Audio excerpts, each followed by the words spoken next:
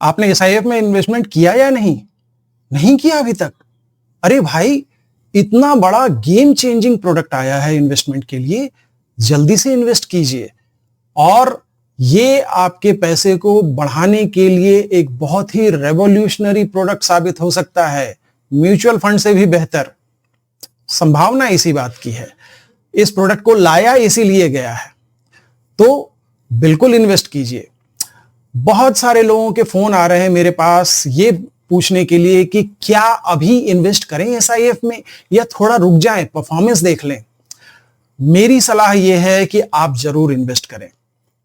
आपको मालूम है कि क्वांट म्यूचुअल फंड ने अभी तक 2 एसआईएफ लॉन्च किए हैं, इक्विटी लॉन्ग शॉर्ट और हाइब्रिड लॉन्ग शॉर्ट। इसके साथ ही ईडलवाइस म्यूचुअल फंड और एसबीआई म्यूचुअल फंड ने hybrid long short fund launch किया है। आपने नोटिस किया, सभी ने हाइब्रिड लॉन्ग शॉर्ट फंड में पहले हाथ लगाया है, पहले उसे लॉन्च किया है। क्यों?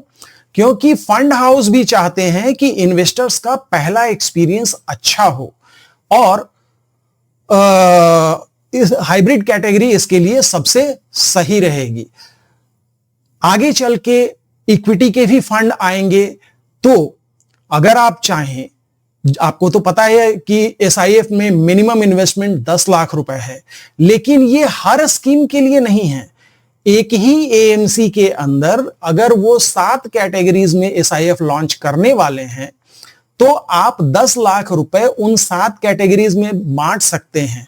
और जरूरी नहीं कि आप सारी 7 कैटेगरी में इन्वेस्ट करें, आप 2 या 3 कैटेगरीज जो आपको पसंद आती है उनमें आप टोटल 10 लाख रुपए का इन्वेस्टमेंट कर सकते हैं। जैसे एक फंड में 3 लाख किया, दूसरे में 3 लाख किया, तीसरे में 4 लाख किया, दैट इज अलाउड। ये लिमिट जो है 10 लाख की, ये पर एएमसी है, पर एएमसी पर क्लाइंट।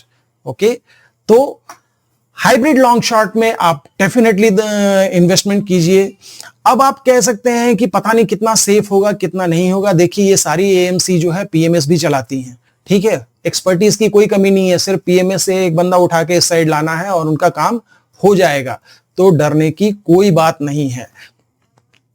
और जैसा मैंने कहा कि आगे चल के अगर आप चाहें तो हाइब्रिड से दूसरे एसआईएफ में शिफ्ट हो सकते हैं, जो हर एएमसी इन 7 कैटेगरी में एसआईएफ लाने वाले ही हैं। तो आप इस बारे में क्या सोचते हैं, कमेंट में लिख के बताइए। और एसआईएफ में इन्वेस्ट जरूर कीजिए। और हाँ, एसआईएफ में इन्वेस्टमेंट के लिए आप मुझसे भी संपर्क कर सकते हैं, मेरे जरिए भी कर सकते हैं। बाय।